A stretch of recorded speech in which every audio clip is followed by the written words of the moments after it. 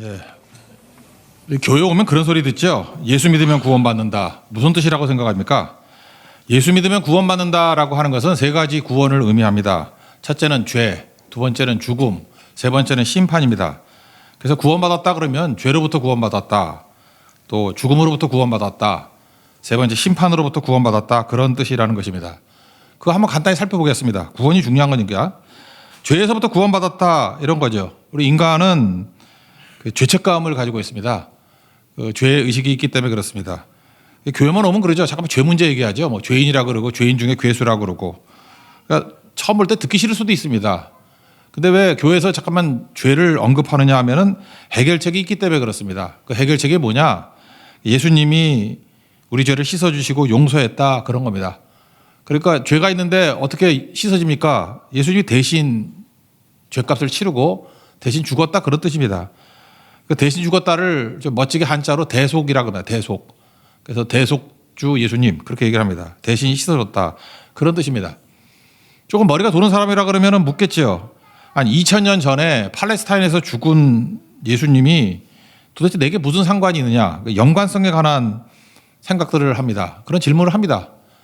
제가 옛날에 그 어린이 설교를 한번 들었던 적이 있는데, 이렇게 그 실물 갖고 설교하는 분이었습니다. 참 제가 이해가 되더라고요. 그 예수님의 죽음이 왜 내 죄를 씻게 되는지. 유리컵에 맑은 물을 하나 따라 놓고 거기다 잉크를 한 방울 딱 떨어뜨리더라고요. 그러니까 맑은 물이 갑자기 검은 물이 돼버립니다. 그러면서 설명을 하더라고요. 어린이 여러분 하면서, 우리에게 맑은 유리에 있는 물 같았는데 죄라는 잉크가 들어와가지고 이렇게 시꺼멓게 변화가 됐습니다. 그래서 우린 다 죽게 됐습니다. 뭐 그렇게 설명을 하더라고요. 그러더니만 뭔지 모르지만 뭐 표백제 같은 걸 넣더라고요. 표백제를 이렇게 쭉 부으니까 다시 맑은 물로 변화가 됐습니다.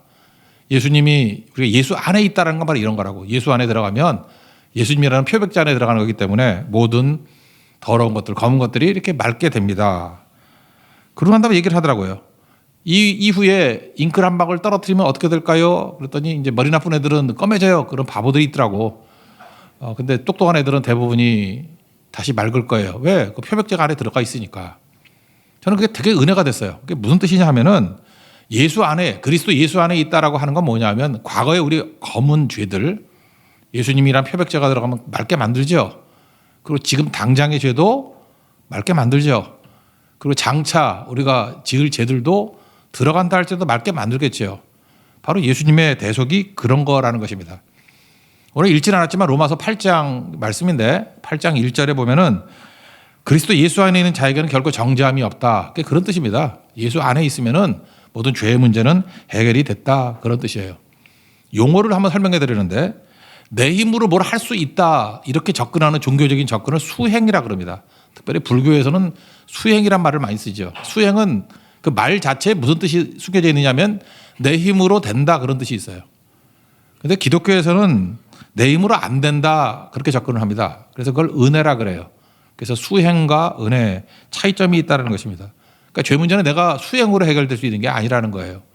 은혜로 해결된다, 무슨 뜻입니까? 원인이 내 밖에 있다라는 거예요. 그러니까 예수님을 나의 구주로 영접해서 내가 예수 안에 들어가면 내 죄 문제가 해결되는 거지, 발버둥 친다고 되는 것이 아니다. 오늘도 여러분들 죄 문제 때문에 고민하시는 분들, 예수 안에 들어가면 죄 문제가 해결됩니다. 그게 오늘 예수님이 주시는 메시지입니다. 두 번째 구원이라는 것은 죽음에 대한 구원이라고 그랬죠. 생로병사, 이거는 뭐 누구나 다 겪는 겁니다. 태어나고 늙고 병들고 죽는 거. 생로병사를 거치지 않는 사람은 아무도 없습니다. 아마 100%다 거칠 거예요.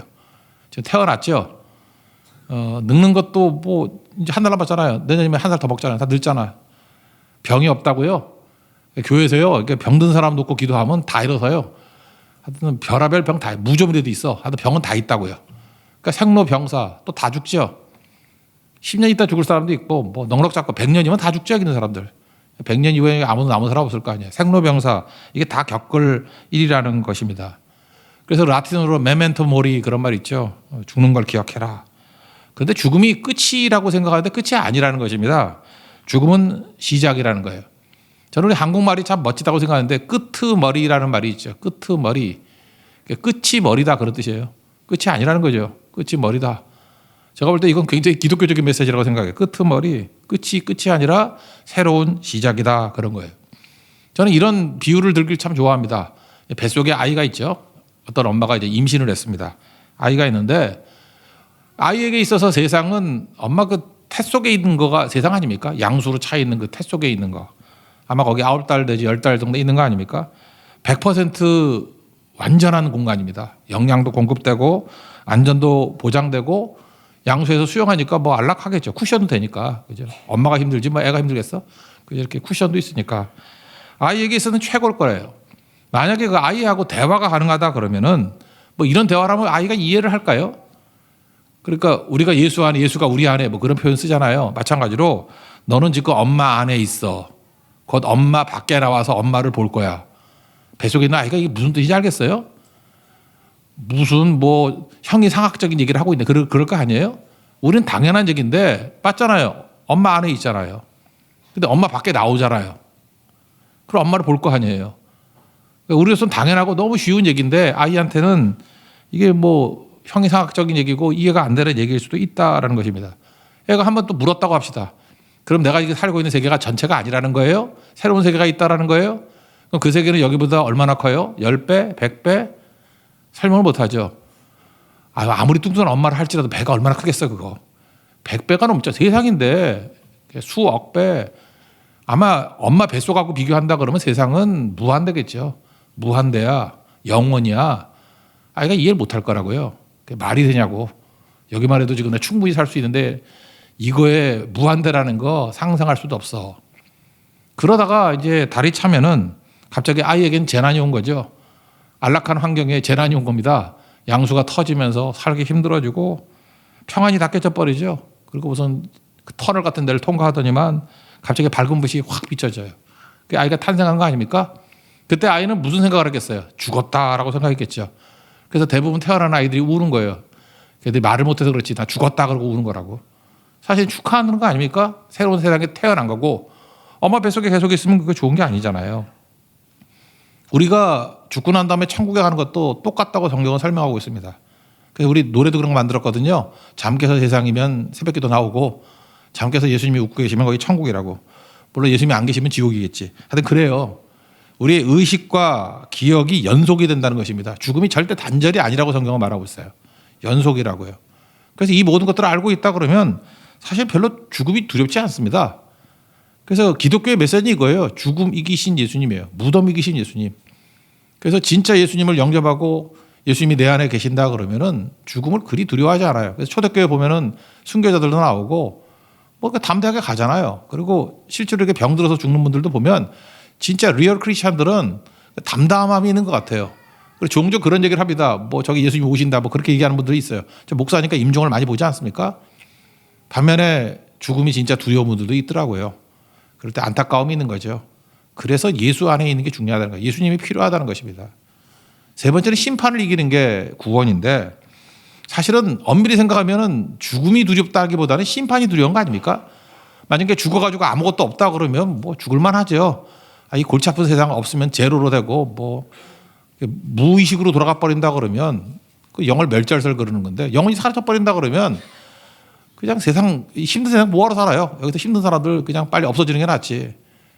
근데 그렇지 않다라는 것입니다. 히브리서 9장 27절 보면 한 번 죽는 것은 사람에게 정하신 일인데 이후에는 심판이 있으리라. 예수님 앞에 선다는 것입니다. 그때 천국과 지옥이 있다라는 거예요. 사실은 우리가 죽음이 두렵다기보다는 심판이 두려운 거죠. 지옥 가는 게 두려운 거죠. 그래서 그 모든 것을 해결할 수 있는 길이 어디에 있느냐? 예수 안에 있다. 성경은 그렇게 얘기를 합니다. 그래서 우리는 무조건입니다. 이건 선택의 문제가 아니고 예수님이 필요합니다. 죄 문제를 해결해 주시고 죽음 문제를 해결해 주시고 심판의 문제를 해결해 주시는, 그래서 우리가 건진받을 수 있다라는 것입니다. 그게 예수님입니다.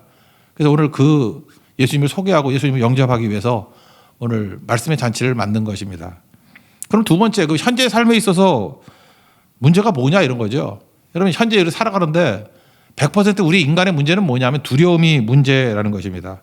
그러니까 예수님 모르니까 죄가 두렵고 죽음이 두렵고 심판이 두렵고 또 사는 게 다 두려움이죠.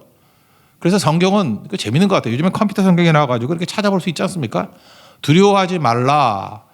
Don't be afraid라고 하는 나오는 그 단어들이 366번 있어요. 나는 이게 참 이게 의아했어요. 아니 365면 오지 뭐 366은 뭘까? 생각해보니까 제가 무릎을 쳐서 윤년이 있잖아. 예, 그래서 저는 이렇게 메시지를 생각을 해요. 그죠? 매일매일 한 번씩 우리가 얼마나 두려워하는지 두려워하지 말라, 두려워하지 말라 이렇게 메시지를 준다고 생각을 합니다. 그럼 어떻게 하면 두려움을 이길 수 있느냐? 여러분들 예수 믿지 않는 사람들 이 성경 구절을 많이 들었을 거예요. 요한복음 1장 12절인데 영접하는 자, 곧 그 이름을 믿는 자들에게는 하나님의 자녀가 되는 권세를 주셨으니. 그러니까 믿는 게 뭐냐 그러면은 영접하는 거예요. 예수님을 이렇게 내 마음에 영접하는 거, 내 주인으로 영접하는 거, 그게 믿는 거예요. 그러니까 수용하는 거. 그러니까 수용성이 좋은 거를 갖다가 믿음이라 그럽니다. 잘 받아들이는 거예요. 이게 반대가 뭐죠? 거절하는 거. 그러니까 영접하면 믿는 거예요. 그러면 어떤 일이 벌어지냐? 하나님의 자녀가 되는 권세가 주어졌다. 하나님의 자녀가 됐다. 그런 뜻이라는 것입니다. 여러분, 예수 믿고 하나님의 자녀인지 아닌지의 차이점이 뭐냐면 자녀들은 담대함이 있고 자녀 아닌 사람들은 두려움이 있다는 것입니다. 두려움 있는 사람의 특징이 뭐냐면 끊임없이 자기를 증명하려고 그럽니다. 여러분 잘 보면 저기도 보니까 다 자기를 증명하려고 무지 애쓰는 것 같은데 어떤 형제가 있었어요. 근데 걔 소득 수준에 비해서 너무 비싼 옷만 입는 거야. 저는 뭐 티셔츠 하나 사면은 뭐 비싸봐야 3, 4만 원인데 걔는 뭐 30만 원, 40만 원짜리 뭐 이런 거 입고 다니고 그래요. 그 밖에 수입도 많지도 않은데. 그래서 물어봤어요. 너 왜 그러냐 그랬더니 이렇게 비싼 옷 안 입으면 자기를 무시한대. 실제로 당해봤는가 봐요. 뭐 좀 더 나이 든 사람들은 뭐 호텔 같은 데서 좋은 차 타고 들어가지 않으면 뭐 무시당한다 이런 거 느끼는 사람도 있는가 봐. 그죠? 뭐 그런 게 있는가 보더라고요. 그러니까 온통 뭐냐 하면 자기를 증명하려고 그러는 거예요. 왜? 이게 종의 마음이 그런 거거든. 자기를 증명하려고. 이거 설교 끝나고 난 다음에 찬양할 게 이제 하늘의 것을 구하게 하소서 그거 부를 건데 그 앞부분에 가사가 이래요. 세상을 보니. 일반 사람들의 모습이에요.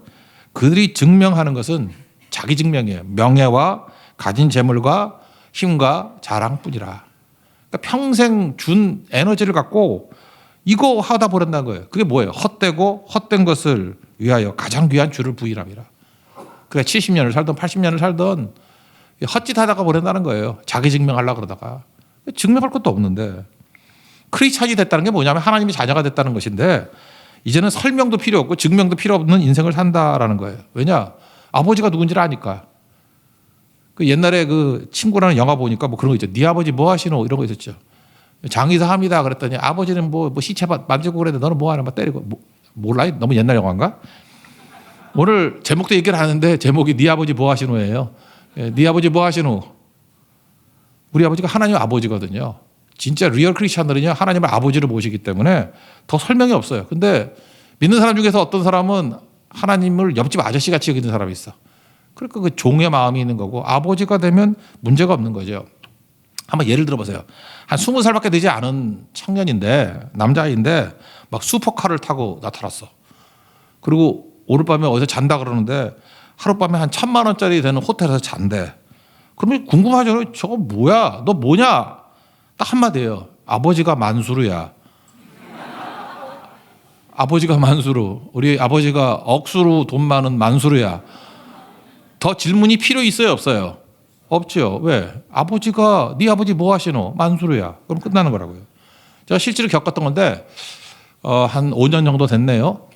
저기 강남에 어디 뭐 갔다가 우연히 봤어요. 봤는데 제가 보기에는 20대 후반 같이 보였는데 나중에 보니까 30대더라고. 30대 어떤 여자분이 뭐 난리를 해요. 뭐 사람들이 뭐 이렇게 막 모여들고 맞고 뭐 대단하더라고. 내가 볼 때 별것도 아닌 여자인데 백인 여자야, 백인 여자. 그래서 저 여자 뭐야 그랬더니 옆에 있는 사람이 설명도 안 하더라고. 딱 한마디 하더라고요. 트럼프가 아버지야. 그러니까 평창 올림픽 할 때요. 그 이방카가 왔었어요, 한국에. 왔다가 가다가 좀 우연찮게 이렇게 저를 만난 게 아니고 멀리서 봤다고. 하도 난리치고 가길래 그때 아버지가 트럼프래. 그러니까 이방카라고, 이방카. 그때가 30대 뭐였던 것 같은데 30대 초반쯤. 그렇게 되는 것 같은데 중반쯤 된 것 같아요. 그러니까 아버지가 누군지가 설명되면 증명할 필요 없죠. 뭘 증명하겠어요. 대충 걸치고 나타나도 똑같은 거겠죠. 마찬가지입니다.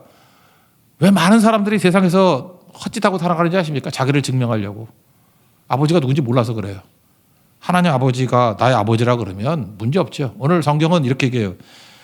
다시는 무서워하는 종의 영 같지 않는다고. 그게 종으로 살면 그래. 직원으로 살면 그러잖아요. 근데 아버지가 뭐 사장님이야, 회장님이야 그러면 양자의 영, 아들의 영을 받으니까 담대하겠죠. 예수 믿는 건 그런 겁니다. 예수 믿고 담대해지는 종 되기를 바랍니다. 그럼 그 다음에 나타난 게 뭐예요? 유산을 얻겠죠. 하나님 아버지니까 아버지가 내게 주신 유산이 있잖아요. 어마어마한 유산. 그래서 유산을 받았다는 게 시편 1편 그러니까 앞부분에 나오거든요. 1편 2편에 나오는데 2편 7절에 이렇게 나와요. 너는 내 아들이라 오늘 내가 너를 낳았도다. 내게 구하라. 내가 이방 나라를 내 유업으로 주리니 내 소유가 땅끝까지 이르리라.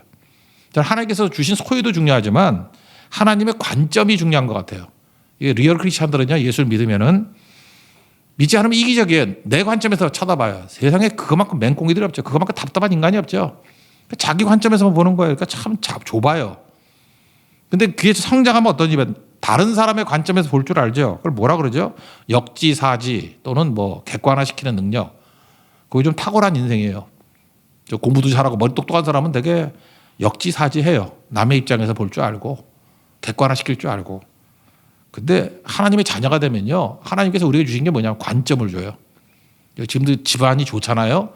집안이 좋은 자녀들이 얻는 유익이 뭔지 아십니까? 돈이 아니에요. 그 아버지, 할아버지가 봤던 관점을 이어받아. 세상 보는 눈이 달라요. 근데 우리 아버지가 하나님이시거든요. 하나님의 관점으로 세상을 바라본다라는 것입니다. 그래서 스케일도 다르고 해석도 다르고 추구하는 목표도 달라요. 표대가 다르다고. 고울이 달라요, 고울이. 그러니까 다른 인생을 사는 거죠. 그 오늘의 교회 그 담임 목사님이셨던 하영주 목사님 옛날에 살아계실 때 그런 얘기 하나 들어봤어요. 목사님 그 어머님이 계시는데 어머니가 자녀들을 다 불러 모아놓고 난 다음에 오늘 이제 내가 유산을 정리해 주겠다 그랬대요. 되게 기대하고 갔대요. 우리 어머니 돈도 없는데 뭔 유산이 있나. 원래 그 또 여자분들이 또 숨겨놓은 돈이 많잖아요. 그래서 잔뜩 기대라고 갔답니다. 그때 자녀들 다 모아놓고 난 다음에 세계지도 하나 펴놓더지만 중국은 네 거, 동남아시아는 네 거, 인도는 네 거, 그러면서 세계지도 갖고 나눠주더래요. 참 그 멋진 어머니 아니에요? 저도 나중에 유산 그렇게 나눠주려고 그래요. 지도 하나 펴놓고 이거 네 거, 네 거. 그래서 이게 되게 중요한 거죠. 우리 찬양 가운데 그런 게 있어요. 하나님의 꿈이 나의 비전이 되고. 그거예요. 여러분 예수 믿으면 그 하나님의 시각이 생깁니다. 그게 내 꿈이 되는 거. 그러니까 이게 만만치 않은 인생이 되겠죠. 그러니까 여러분들 똑같은 일을 해도요, 어떤 관점을 가지고 일하느냐에 따라 다른 거예요. 꽤 된 일인데 어떤 그 2명의 성도가 있어서 새로운 성도였는데 뭐 물을 게 별로 없으니까 저는 뭐 대학 어디 나왔나 이런 거 물어본 적이 한 번도 없어요. 근데 뭐 하는 직업 보면 대충 알잖아요. 그래서 어떤 일 하세요? 이렇게 물어봤어요. 그랬더니 두 분 다 동시에 IT 업계 종사를 한대요. IT 업계 종사를 한대요. 다 안 물어봤어야 되는데 내가 괜히 물어봤는가 봐. 한 분은 물어봤더니 PC방을 하고 계시고요. 네. 한 분은 구글을 다니고 있었어요. 예, 맞죠. 둘 다 IT 업계에 종사하는 건 맞아요. 근데 PC방하고 뭐 내가 무시하는 건 아닙니다. 그렇지만 PC방을 뭐 굳이 IT 업계라 그럴 거 있나? 예. 근데 구글은 그렇게 말할 수 있겠죠. 리얼 크리스찬이 되면요, 영적 구글에서 일하는 존재가 됩니다. 제가 지금 작은 거 한다는 얘기가 아니고요. 시각이 다른 거잖아요. 새로운 영역을 개척하는 그런 일을 하고 산다는 것입니다. 그래서 로마서 8장 17절 보니까 자녀이면 또한 상속자, 곧 하나님의 상속자요. 그때 유산뿐만 아니라 이런 시각까지, 관점까지도 상속받는 거. 그게 크리스찬이라는 것입니다. 그다음 마지막 이런 구절이 나와요. 그와 함께 영광을 받기 위하여 고난도 함께 받아야 할 것이니라. 여러분 예수 믿으면 평탄함만 있는 거 아닙니다. 고난이 있어요. 근데 그 고난은 영광스러운 고난이에요. 여러분 그 고난 총량 불변의 법칙 그런 얘기 들어봤습니까? 제가 잘 보니까요. 예수를 잘 믿든 못 믿든 뭐 똑똑하든 아니든 한평생 겪어야 될 고난은 거의 비슷해요. 나만 고난이 많다. 그럴까? 저도 이제 많은 사람 겪어봤잖아요. 뭐 비슷비슷해요. 그래서 고난 총량은 다 똑같은 것 같아요. 어떤 사람은 헛된 고난 하는 바람에 인생 낭비하고 어떤 사람은 영광스럽고 가치 있는 고난을 당하는 사람이 있는 것 같아요. 예를 들어서 똑같은 고난이지만 조기 축구하고 프리미엄 리그 축구하고 다르죠? 어떤 사람이 막 맨날 열심히 뛰어요. 근데 조기 축구야. PC방하고 같은 수준이에요. 손흥민 열심히 고난 당하잖아요. 이 프리미어 리그의 월드 클래스 선수기 때문에 고난 당하잖아요. 자기 전에 1000번씩 슈팅 한다면서요. 아버지가 뭐 시키는 뭐 20m 왔다 갔다 하는 거 그것도 뭐 몇 번씩 한다면서요. 우리보다 훨씬 힘들게 살아요. 그렇지만 그 고난은 죽을 고난이 아니고 헛고난이 아니고 영광스러운 고난이죠. 그러니까 월드클래스 축구 선수가 되는 거 아니에요. 우리가 하나님의 자녀인데 우리 찌질이 아니잖아요. 그러니까 당연히 고난은 있겠지. 영광을 위한 고난이라는 것입니다. 여러분, 파도 없는 바도 그게 바다입니까? 파도 없는 바다가 어디 있어요? 그런 거 상상하는 게 바보지. 바다로 나가려고 그러면 파도는 있는 거죠. 그럼 파도를 원망하는 게 아니라 파도를 이기는 인생이 돼야 되겠죠. 크리스찬은 그런 겁니다. 고난이 옵니다. 근데 이기고 어떤 때는 즐기기도 해요. 윈드 서핑하면서 즐기기도 하고. 그게 믿는다라는 뜻이라는 거예요. 여러분, 인생은 출발이 그렇습니다. 해결 못할 문제들. 예수 믿는다는 것은 죄를 극복하고 죽음을 극복하고 심판을 극복하고 더 중요한 건 뭐냐면 이 땅을 살면서 두려움에서 사는 그런 종의 인생이 아니고 하나님께서 우리에게 주신 자녀로서의 사명과 유산과 관점을 가지고 사실 영적 구굴같이 또 파도를 뛰어넘는 영적 항해를 하는 항해자 같은 인생을 사는 것입니다. 그게 예수 믿는 거예요. 오늘 예수님께서 이렇게 믿으라고 초청하실 때 이거 기회거든요. 놓치지 말고 예수님을 나의 구주 영접해서 여러분 인생이 영광스럽고 무엇보다도 죽음 이후에 심판이 있고 천국이 있습니다. 천국 백성들은 하나님의 영광이 임하는 하나님의 거룩한 종 되기를 바랍니다. 다 같이 자리에서 일어서서 다 같이 한번 찬양합시다. 하늘의 것을 구하게 하소서.